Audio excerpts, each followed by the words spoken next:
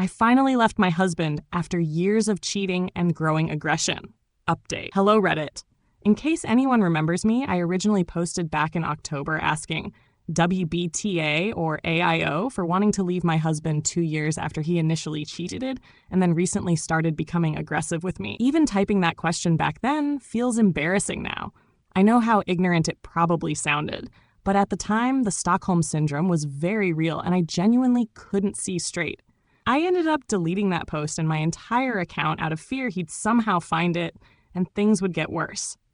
For context, my husband and I have been together for 7 years as of October and married for 4 years this coming February. Looking back, he never really treated me right from the beginning, but I've always struggled with low self-worth. On top of that, I grew up watching almost every member of my family endure abuse and stay in those relationships. That was my normal. I truly believed that this was just what love looked like, and more importantly, what I deserved. I won't even try to describe everything he's done over the years, because it would honestly take an entire novel.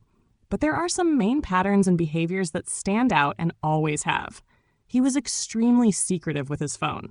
If I even thought about touching it, like something as innocent as changing a song, he'd get upset, snappy, and defensive. It always made me feel like I was doing something wrong just for existing near his thing. He would also play smack me multiple times a day.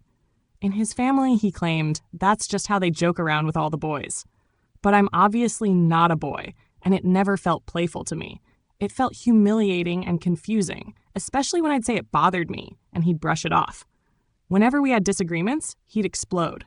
Sometimes it was his phone, sometimes the TV, sometimes the wall or a mirror. Something always ended up broken. Along with that came him berating me, tearing me down with words until I felt small and stupid for even bringing anything up. I knew these were red flags. I knew. But I stayed anyway. He was overly friendly with other women, whether I was physically with him or not. If I wasn't there, he'd come home and tell me stories about how some girl flirted with him or tried to hit on him. At the time, I thought he was just being transparent, like a thoughtful boyfriend reassuring me that he stayed faithful. Now I realize it was calculated. It let him feed his ego while positioning himself as the good guy. If someone stared at me for even a second too long in public, he'd assume I must have slept with them in the past, or that I was staring first.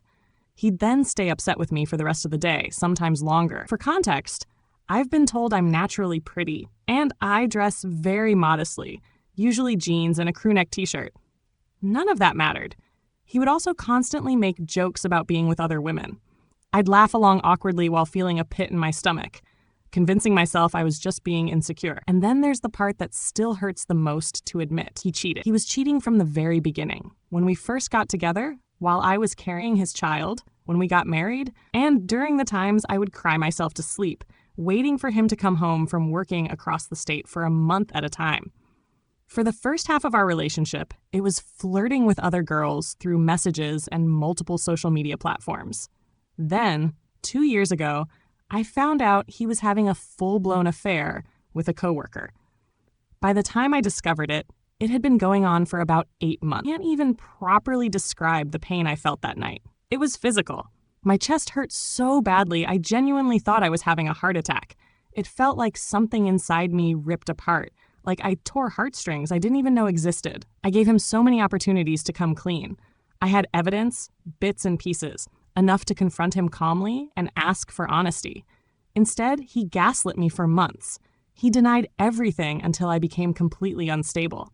I couldn't focus. I couldn't eat. I couldn't sleep. To this day, my short-term memory is terrible, and I truly believe that period played a huge role in that. He would even lie about small, insignificant details as a joke on purpose. He'd do it just to make it seem like I forgot something. Then he'd laugh when I got flustered and upset. He knew how much it hurt me to feel like my mind was failing me, like I couldn't trust my own thoughts. Eventually, there was no denying the evidence. I had literally taught myself how to get into every social media account and pull all the data I needed just to prove to myself that I wasn't crazy. Once everything came out, he stopped most of what he was doing, but he never stopped treating me poorly. By May of 2025, I finally left after I started tallying how many times he smacked me each day. He swore he had stopped, so I started keeping track just for my own sanity. When he found the tally, he told me it was annoying as hell. That was the moment I thought I was done. I really believed I was. We split for about a month and a half. I'll admit that during that time, I found comfort in a few other men. I was lonely, broken, and desperate to feel wanted by someone. Eventually, I let him come back. He swore he had reflected on everything he put me through and promised things would change. For the sake of trying again, I went back. When he asked if I had been with anyone during our time apart, I told the truth. I hate lying. He was angry, but he said he understood. And that's when everything truly started to unravel. After I told him the truth about being with other people during our time apart, things shifted almost immediately. At first, it was subtle. Little comments here and there, passive-aggressive remarks that I tried to ignore. But it didn't take long before it turned into full-on verbal attacks. He would berate me constantly, calling me degrading names, asking how I could possibly betray him like that. The irony of it all was almost unbearable. This was coming from the same man who had been cheating on me for nearly our entire relationship. By this point, I no longer had respect for him. Something inside me had finally snapped, and I stopped trying to protect his feelings at the expense of my own sanity. When he would throw his accusations at me, I'd respond by listing the things he did behind my back.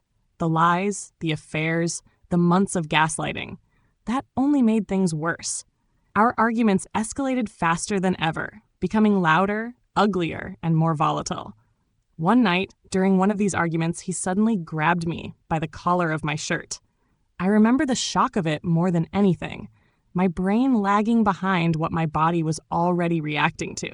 He dragged me around the room while I struggled to get him off me, my hands scrambling at his arms, my heart pounding so hard I could hear it in my ears. The fabric of my shirt ripped as he threw me to the floor. I remember the sound of it tearing and how small and helpless it made me feel. I tried to leave. I just wanted out of the situation, out of the house, out of his reach. But he blocked every exit in our small mobile home, standing in doorways, refusing to move. I felt trapped, panicked, and terrified in a way I had never felt before. When everything finally settled, when the yelling stopped and I was left shaking and trying to process what had just happened, he told me he hadn't abused me. According to him, it didn't count because he didn't punch me or slap me, and he didn't leave me black and blue in the face. I looked at my reflection later and saw the very clear mark on my neck, a burn where his hand had been. My arms were bruised where he had grabbed and pushed me. Still, I genuinely questioned myself. I remember thinking, was I actually abused? Am I overreacting? As painful as it is to admit, that wasn't the last time it happened. It happened 3 more times. Each time followed the same pattern. An argument, his anger spiraling out of control, him putting his hands on me, and then minimizing it afterward like it was nothing, like I was the one blowing things out of proportion. And every time, I stayed. I convinced myself it wasn't that bad. Or that maybe I was partially to blame for pushing him. If you know me, you know how against violence I am. It's almost physically impossible for me to intentionally hurt someone. Even when I try to punch something, my body instinctively holds back. But the last time, it was different. The last time he held me down, something in me broke. I don't even remember making the decision. My body just reacted. I started punching him, scratching at his face wherever I could reach.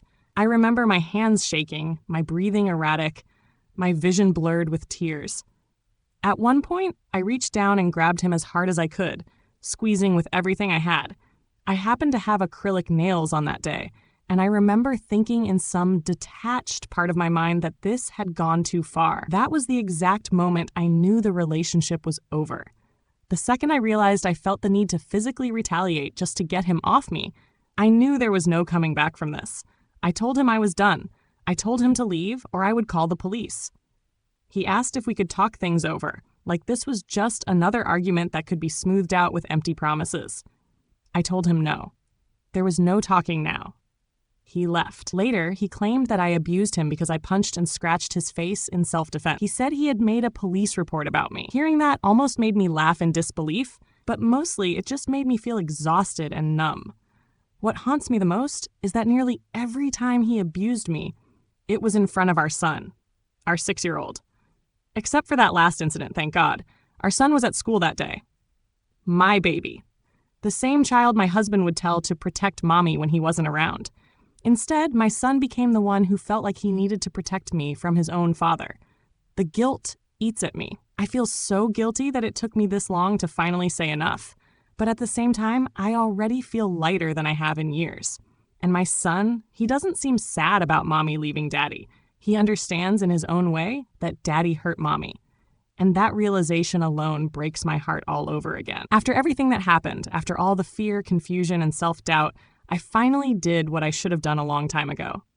I left. And for the first time in years, I don't feel like I'm constantly bracing myself for the next explosion. I'm not healed, and I'm definitely not okay yet, but I feel lighter, like I can breathe again without my chest feeling tight all the time. That doesn't mean the guilt isn't there, because it is. It sits heavy with me every day. I feel guilty that it took me so long to walk away. Guilty that my son had to see as much as he did.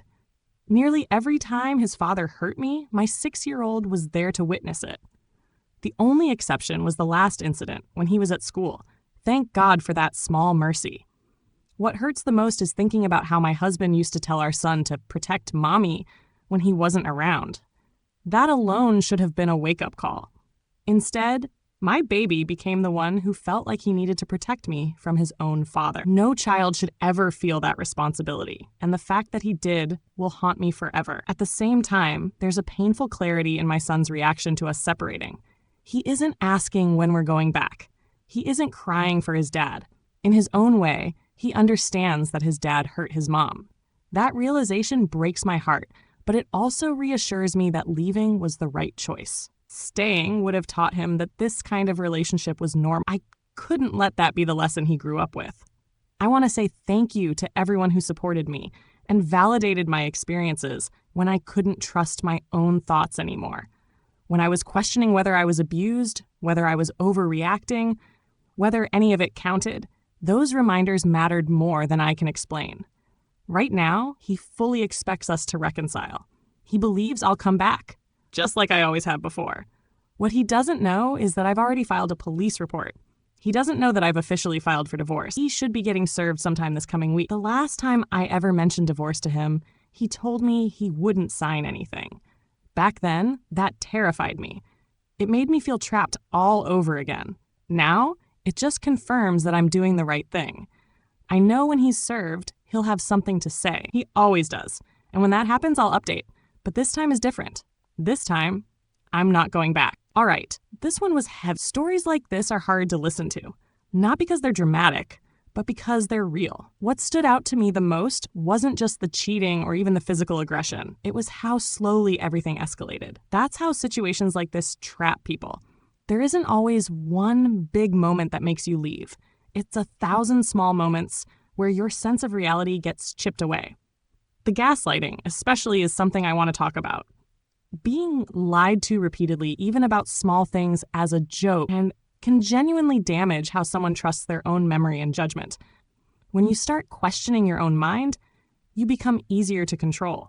That's not an accident. That's manipulation. Another thing that really hit me was the involvement of the child. When a child feels like they need to protect a parent from the other parent, that's not just unhealthy, it's heartbreaking. Kids notice far more than adults think they, and the fact that her son understood why she left says everything. I also want to say this clearly. Leaving does not mean it was easy, and leaving late does not mean it was wrong. Survival mode is powerful. Fear, trauma, emotional attachment, and history can keep people stuck far longer than outsiders understand. What matters is that she did leave, and she did it to protect herself and her child. And finally, the most important part of this story isn't the divorce papers or the police report. It's the moment she realized she had to physically defend herself and knew in that instant the relationship was over. That's not strength anyone should ever have to find. But once you do, there's no unseeing the truth. If you're watching this and any part of this story feels familiar, please know this. You're not weak, you're not stupid, and you're not imagining things.